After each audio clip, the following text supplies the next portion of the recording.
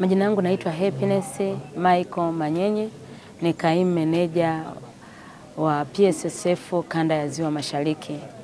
PSSF kanda ya Ziwa Mashariki ni kanda ambayo tunaenda Mara, Simiyu pamoja na Mwanza. Na imekuwa ni kawaida kutaka kunapokuwa kumetokea jambo lolote ambalo kitu kimetokea kipya au tunataka kuboresha huduma yetu au tunapotaka tu kwa ajili ya kukutana, kwa ajili ya kupeana taarifa kwa ajili ya mfuko wetu, huwa hatutaki kukaa mbali sana vyombo vya habari. Kwa mfano sasa hivi, kuanzia Januari mwaka huu 2025, kumekuwa na maboresho kwenye mafao yetu.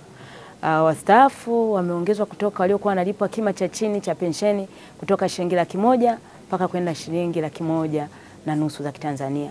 Lakini pia kuna msaada wa mazishi kwamba mstaafu wetu kuanzia mwaka huu 2025 Januari inapotokea amefariki, basi kuna msaada wa mazishi utakaotolewa kwenye familia. Lakini pia tunalo fao ambao tunaweza tukasema au mnasema msaada wa mazishi, tuna miezi 36 ya pensheni aliyokuwa akiipata yule mstaafu. Na hii itaenda aidha kama aliyefariki ni mwanaume, basi mke atachukua. Kama ni mke ndo kafariki, mume atachukua.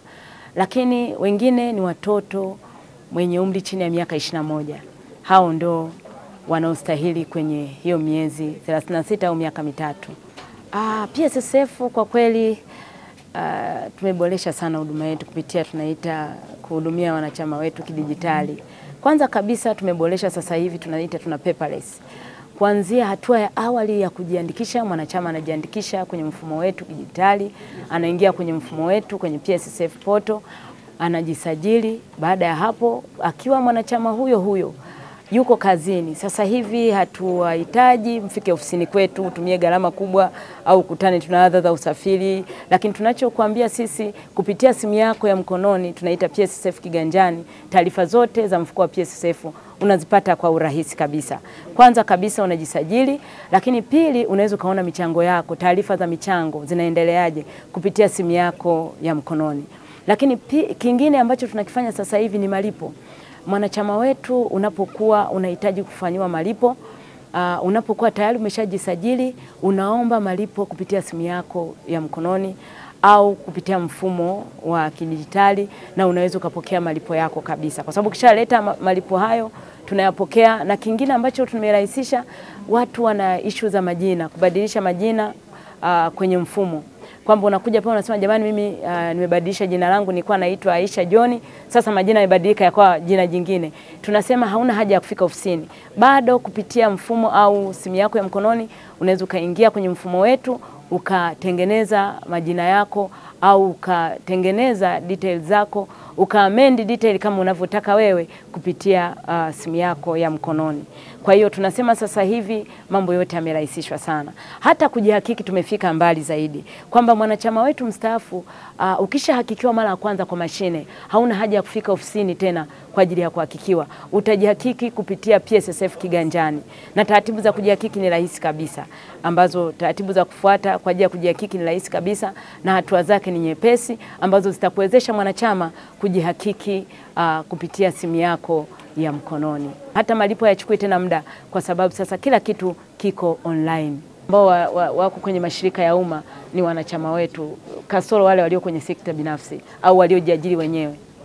Kwanza tunaelimisha wanachama wetu kwamba kuweni makini na utapeli, na kwa sababu ofisi zetu ziko kila mahali, tunasema taarifa yoyote unapoipokea kupitia simu yako ya mkononi, ni vizuri ukafika ofisini ukaihakiki kupitia ofisi zetu.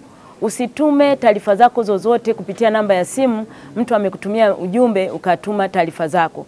Kwa majina naitwa Jeni Kalimasi, ni muuguzi mstaafu. Nilitaka kuongea na wastaafu ambao wanatarajia kustaafu au ambao walishastaafu. Kwanza wewe ambaye unakaribia kustaafu, ningekushauri ujiandae kustaafu. Kustaafu sio dhambi, kustaafu ni kitu kizuri. Unajiandaa, unapanga mipango yako ya kustaafu.